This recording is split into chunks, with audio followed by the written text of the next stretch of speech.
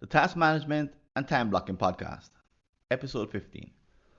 You want to make improvements to your system of task management. You want to intervene at just the right place to have a positive overall effect, but you don't know where to start. You already understand that you use a system to manage your tasks from the moments of creation to the point where they're completed. Some people say that making changes is easy, but you're not so sure.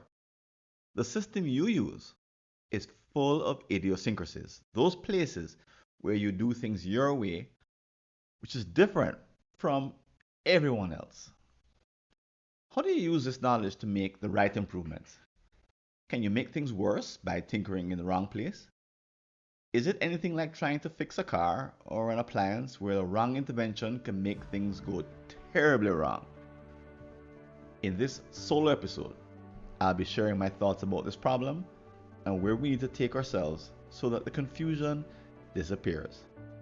Welcome to the Task Management and Time Blocking Podcast.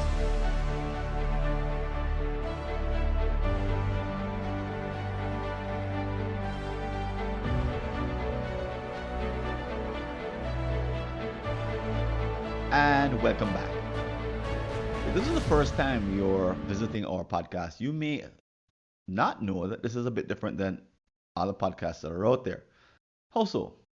Well, we're about solving a problem and we break each episode down into three parts. First part is a diagnosis of the problem, the current problem, the situation as it is today, the challenge.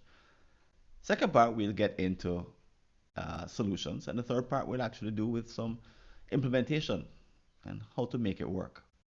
Let's start with a story. Lourdes is a lawyer who is about to present two important cases before the High Court in her state.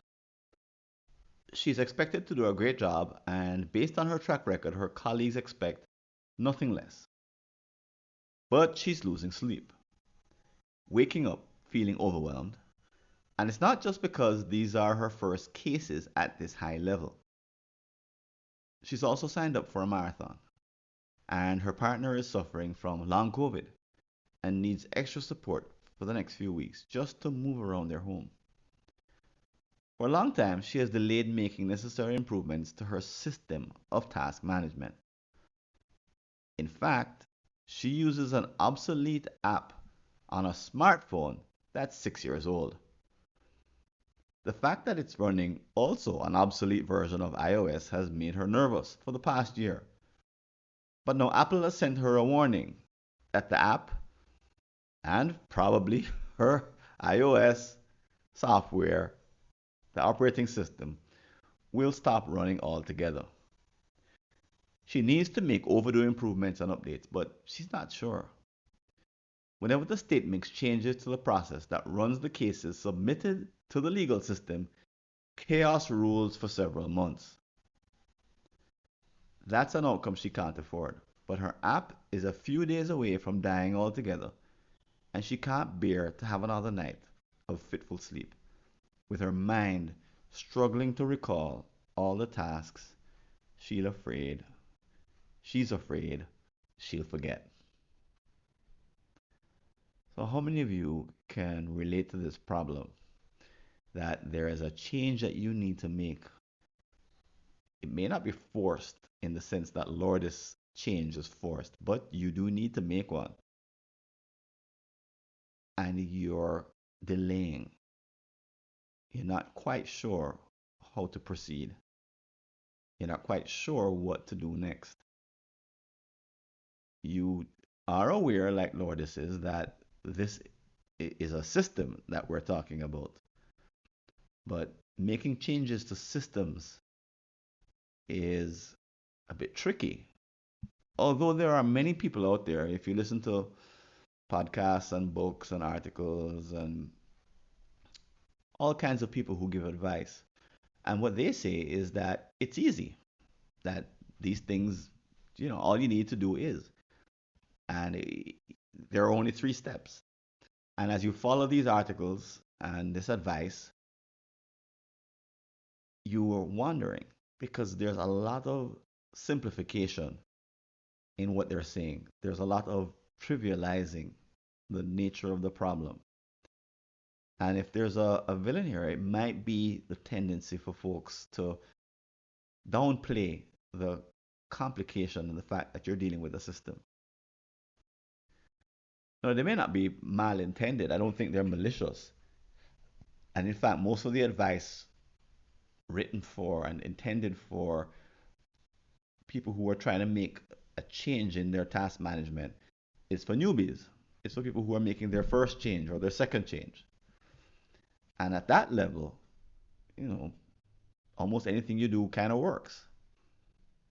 But if you know that there's a system at play, you're probably not a beginner. You've probably been around for a while.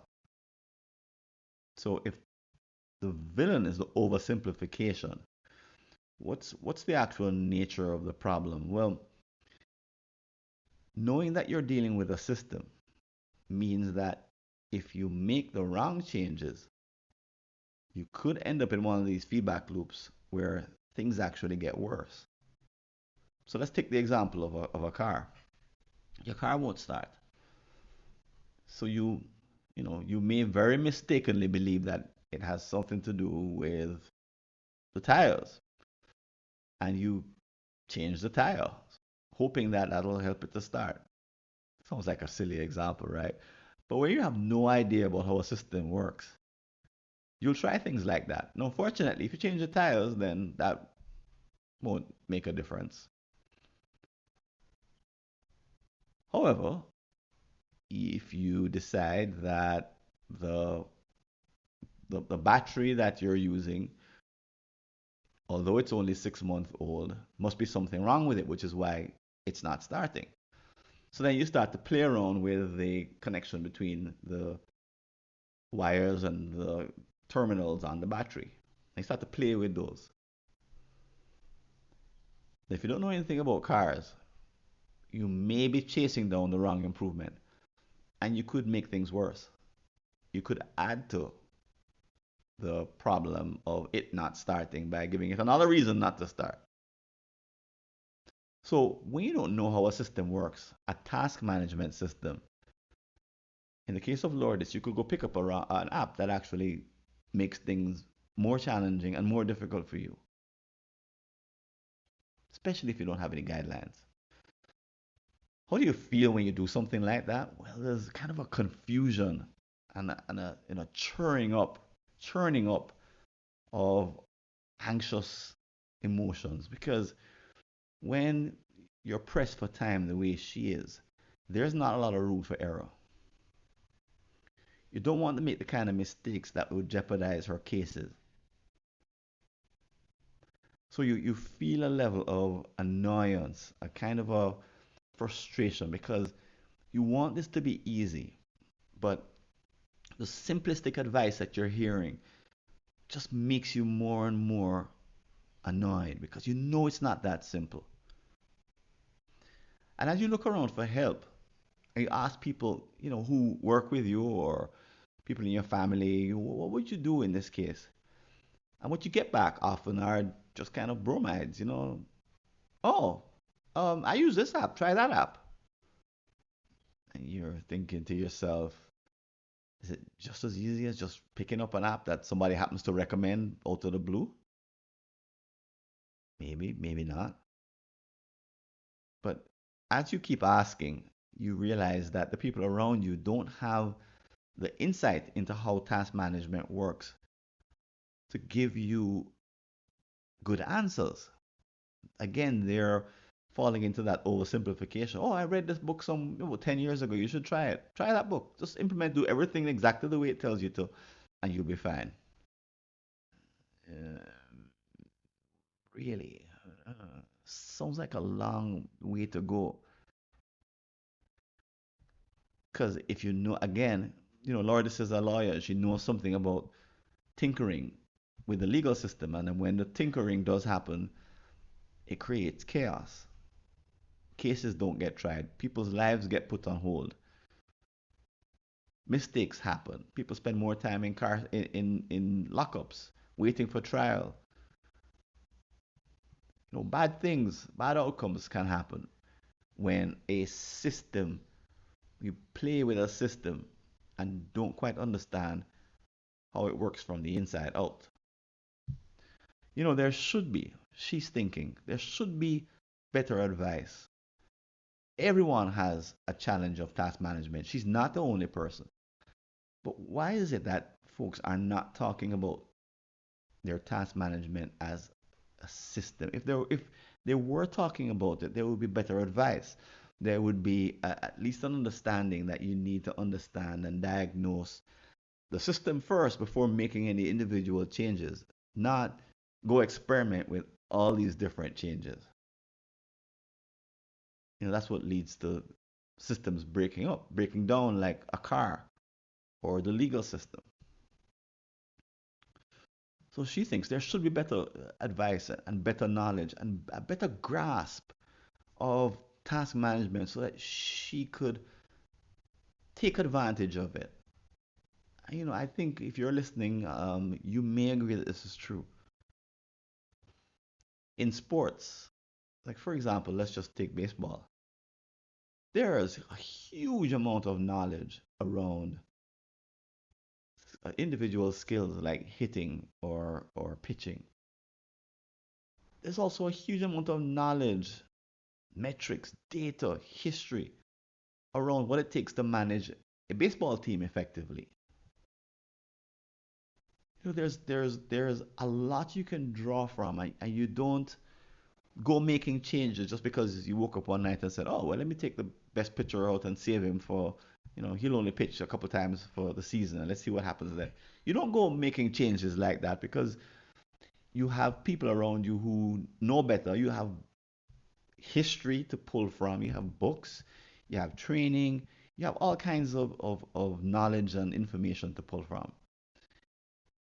And that stops you from making mistakes. Well, task management as a system is one of those problems that not everyone has. Some would even deny that it's worth even looking. Just go pick up, try this book. But it's one of those problems that you can expect to be with you for the rest of your career. No, if you're someone, for example, who is committed to learning how to be a great mechanic, it's not like you go from the beginner level where you know how to change the water in the radiator, you know how to change the tire, you know how to pump gas and put gas in the car, you know how to clean the exterior. It's not like if you start off from that level and you want to become a great mechanic, that you can skip over the understanding that you need to have of how a car functions and the different subsystems that go into the effective operation of a car. You can't become a great mechanic and skip that lesson, not show up at mechanic school that day, that year, and come out at the end knowing anything about it. Well, let's assume that you're someone who is, I like to say, smart, creative, and committed. So you work really hard, you come up with lots of different ideas, and you're smart in terms of how you go about problem solving, which means that you're always going to be creating more and more tasks. Even if you only do one project for the rest of your life, you'll become so great at that project that you'll create sub project after sub project. You'll come to an understanding of what that project calls for that no one else does. And you will arrive at that point where you create more than 168 hours of commitments per week. In other words, you'll keep adding task volume. And as you do so, you must confront the fact that task management is a system of activity and not an individual or small or simplistic single action or task. So if that's true, then you need to not just like solve this problem once and for all by understanding, in a half an hour how the system works. You need to be improving your knowledge the way a mechanic would.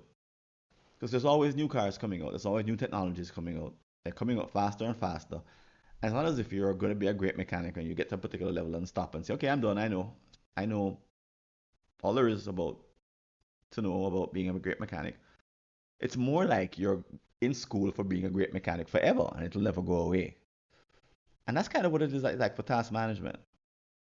If you don't crack this problem and start to understand and embark on a journey of improving your knowledge of task management as a system, then you'll always be running the risk of making haphazard improvements that don't work. And these haphazard kind of lucky experiments will only lead for you to experience a kind of a loss of confidence. That kind of eventually it might turn in on yourself where you don't believe that you can add more tasks and add more sub projects and have them turn out effectively. Now, most people, may not even get to this point. They just keep trying random things, and it's better to try something than nothing. They realize that where they're at is not working. They're seeing these unwanted symptoms, but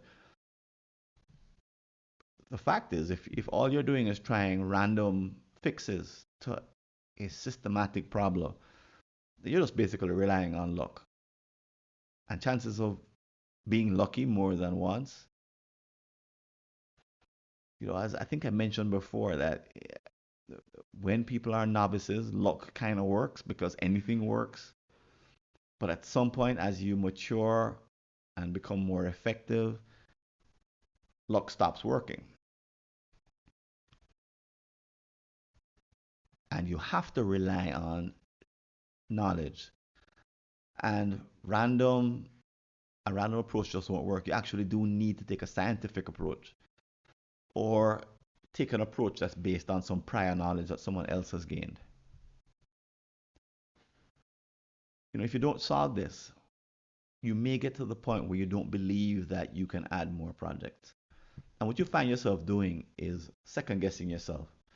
That when someone says, hey, listen, do you want to take this thing on? You want to, like, Lord, do you want to run a marathon? You say, oh, no, no, I could never do anything like that. And lots of people who live their life inside of, and I could never do anything more than what I'm doing rule. And they always say no.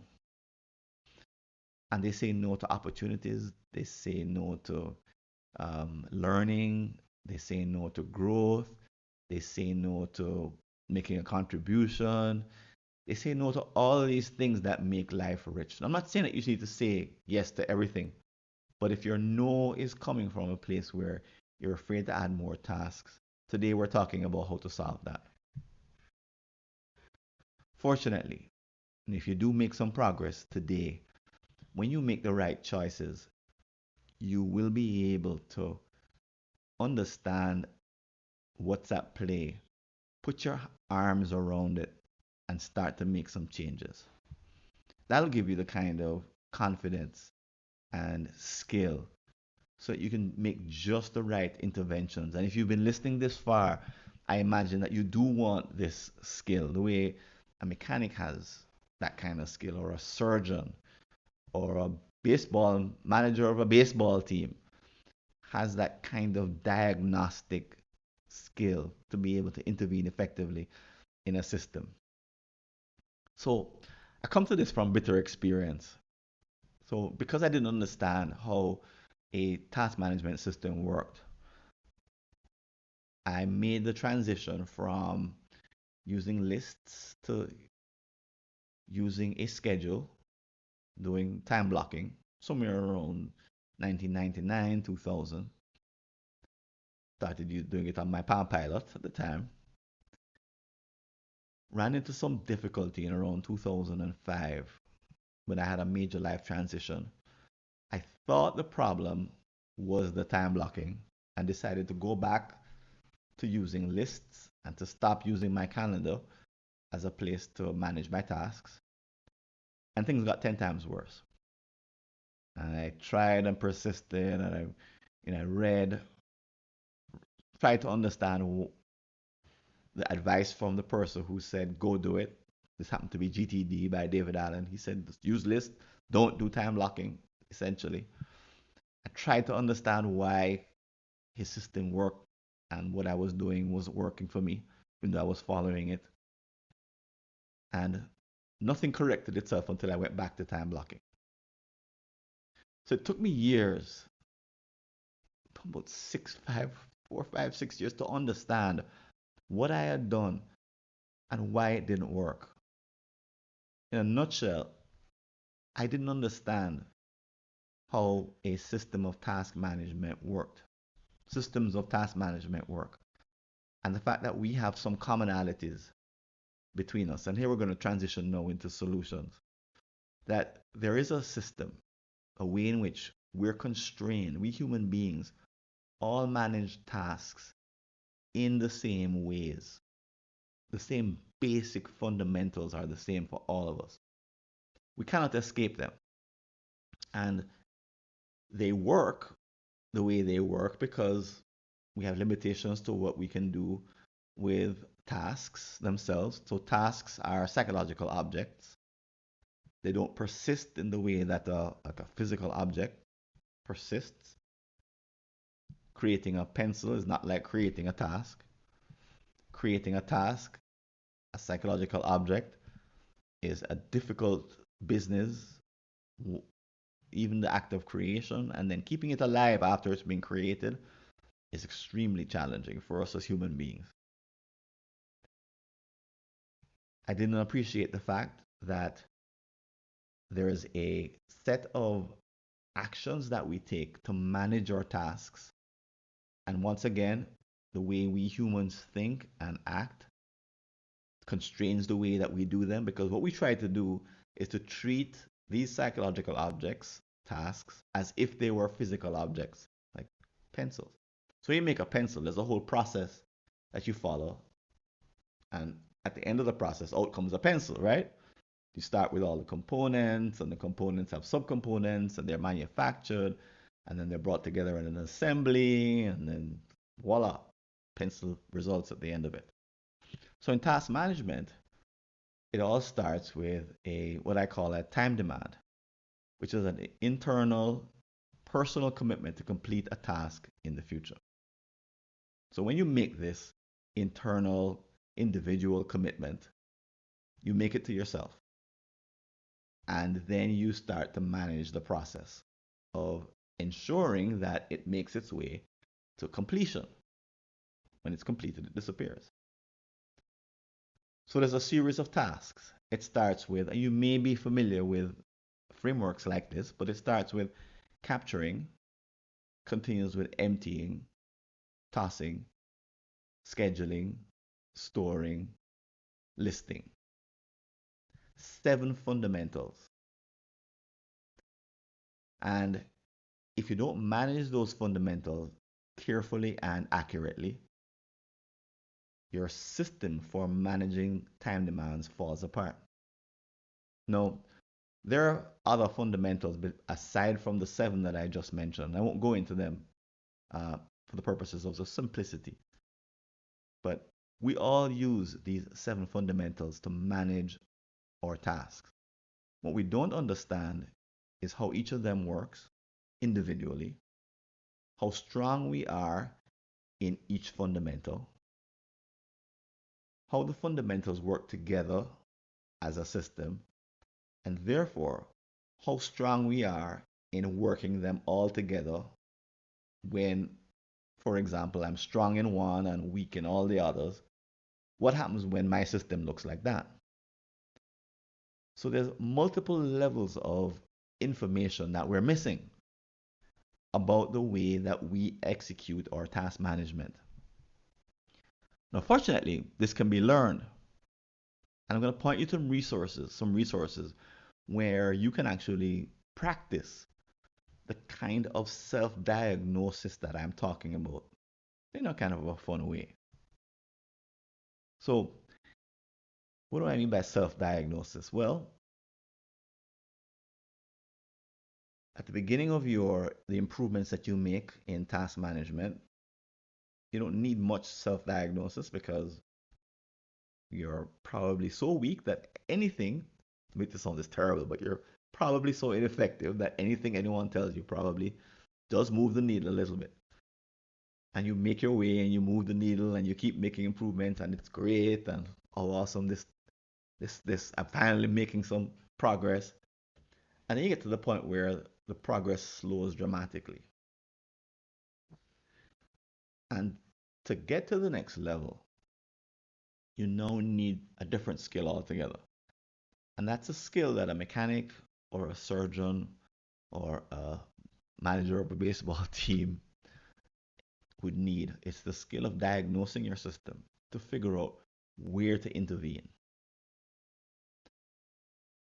No getting around the fact that there is some study that's required, some knowledge and some information, some data in order to be able to do an effective diagnosis. Now, you could hire a coach, and what great coaches in task management do is that they very rapidly do an assessment and then they tell you, okay, well, try this. And then what they're doing is they're filtering the thousands of different options and they're narrowing in on the one. And the reason why they're worth their weight in gold is because they're able to narrow in on the next change that would give you what we call a Pareto improvement, which is a huge bang for your buck, a small change that produces a huge result.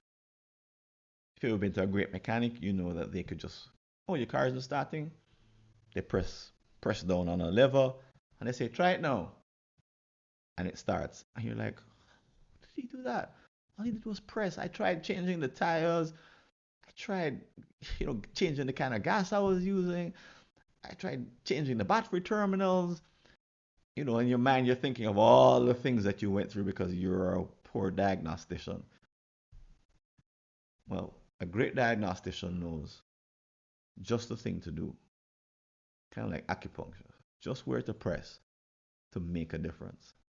So, in the resources I'm going to give you, I'm actually going to point you in the direction of a webinar. During the webinar, I present three cases: Kumar, Duane, and Anne. And let's imagine that they are just typical people. They're looking to make a difference in their task management. They've been facing some unwanted symptoms and now they're trying to turn things around.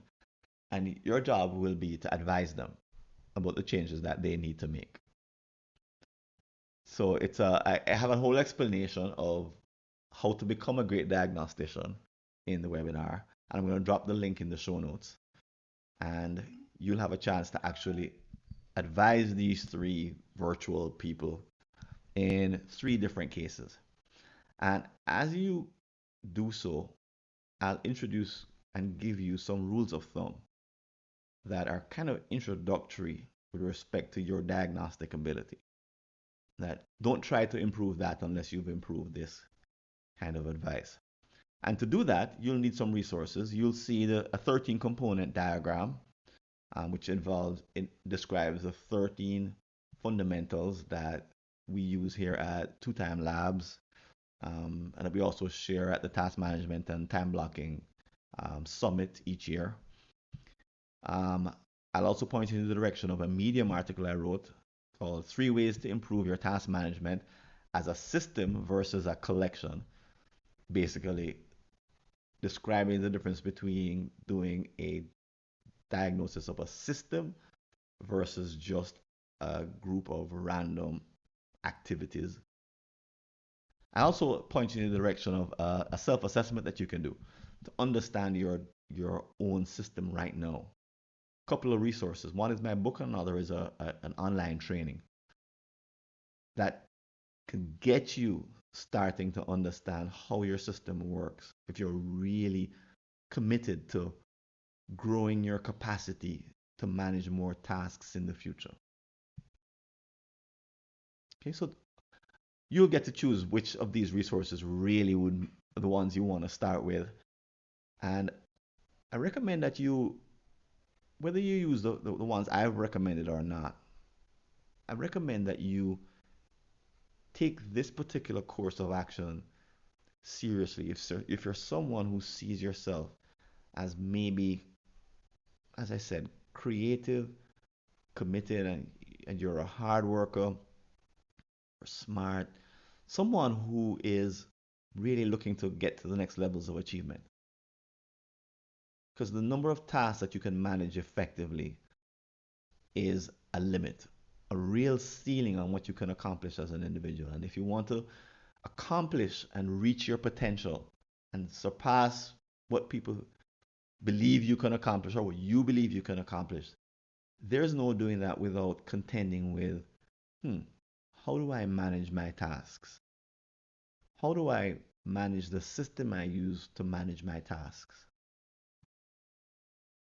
You must contend with it if you hope to increase your capacity, improve your efficiency, become more effective, experience fewer defects and fewer symptoms that you don't want to experience.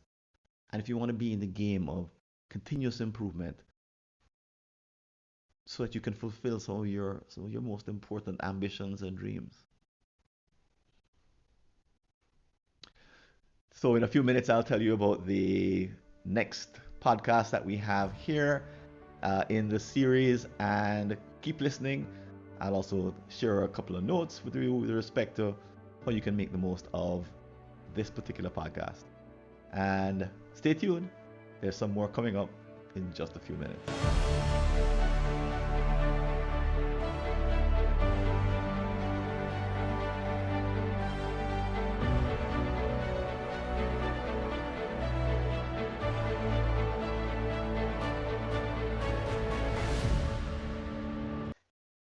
And here's a clip from our next episode with Dr. Melanie Wilson.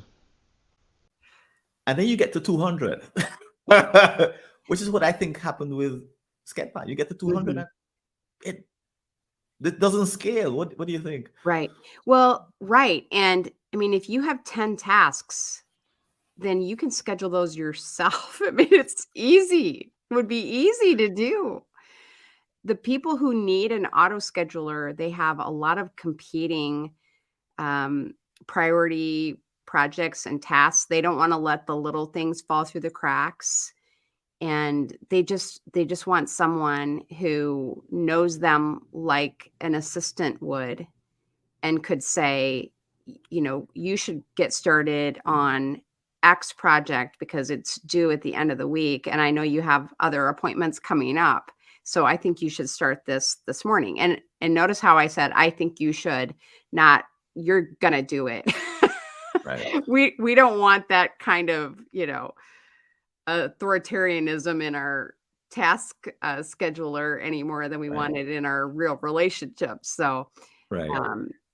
I do think Motion is doing a good job with that part. It's just, these, and I mean, no doubt it's a daunting task to try to figure out a good schedule for someone who is overcommitted.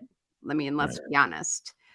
And if you want to leave a comment about this episode or any aspect of the work that we're doing here at the Task Management and Time Blocking Podcast, you can go over to www.replytofrancis.info and send me either a message by text or send me a voice message, a voice note. And as you probably know, we have a couple of places that you can interact with other people, talk about this episode. One is at the community, mightytaskers.scheduleu.org, and you'll see the link in the show notes. And the other, of course, is our upcoming Task Management and Time Blocking Summit coming up in March. 2 outstanding opportunities to interact with other people about the ideas that you've heard on this podcast or any of our episodes that are coming up. And if you'd like to support the work we're doing, I invite you to click on the Patreon link below to make a donation. And please don't forget to like our show and recommend it to others on iTunes, Stitcher, Google, or whatever podcast app or service you're using. This is Francis Wade. I'm signing out. I hope to see you on a future episode. And until then, take care and all the best. See you later.